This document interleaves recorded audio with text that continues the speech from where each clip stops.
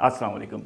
दोस्तों, एक बादशाह ने कांच के हीरे और असली हीरे एक थैली में डालकर उनको मिला दिया और ऐलान कर दिया कि जो भी इन हीरों में फर्क करेगा, कांच के और असली हीरे अलग करके दिखाएगा, उसे एक बहुत बड़ा इनाम दिया जाएगा और अगर कोई नाकाम रहा तो उसका सर कलम कर दिया जाएगा।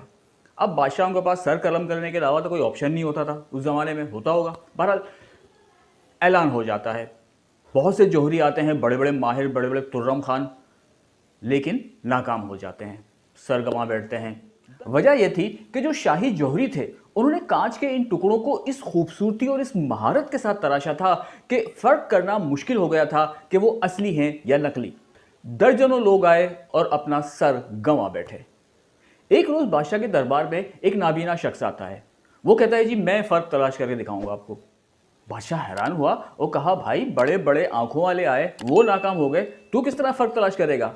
और तू जानता है अगर नाकाम हो गया तो क्या होगा? वो कहता है, जी मुझे पता है, मेरा सर कलम हो जाएगा। बादशाह कहता है, ठीक है, आ जाओ। अब बादशाह उसको वो थैली देता है जिसमें असली और नकली हीरे एक साथ मिले हुए होते हैं। नाबीना शख्स वो थैली लेकर महल से बाहर चला जाता है, बाहर एक बाग में।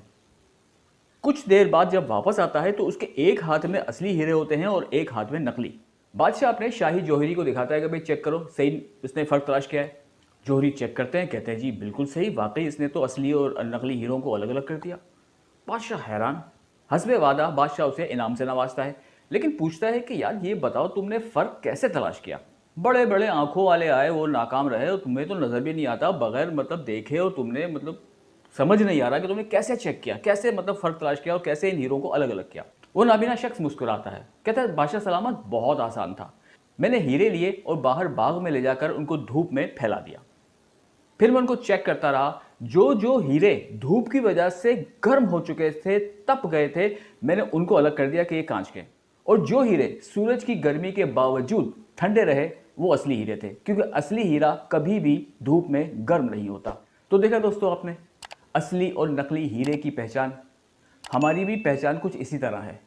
जो इंसान ज़रा सी मुसीबत, ज़रा सी सख्ती बर्दाश्त ना कर सके और गर्म हो जाए, गुस्सा हो जाए, अपने आप को फ्रस्ट्रेशन का शिकार हो जाए, तो समझें कि वो नकली हीरा है, वो कांच का टुकड़ा है।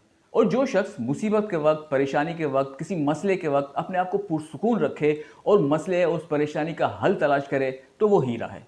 आज की कहानी का यही पैगाम था कि अपने आप को किसी भी तरह के हालात में पुरसुकून रखें, ठंडा रखें और मसले का, प्रॉब्लम का, मुसीबत का, मुश्किल का हल तलाश करें, ना कि गुस्सा हो जाए, नाराज़ हो जाए, फ्रस्ट्रेशन का शिकार हो जाए, मायूस हो जाए। नहीं, बी पॉजिटिव, मस्बत सोच अपनाएं, मस्बत ख्यालात रखें और कामयाबी आपके कदम चूमेगी।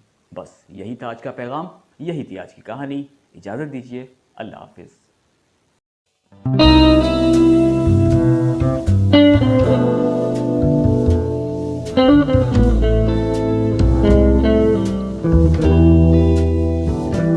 Thank you.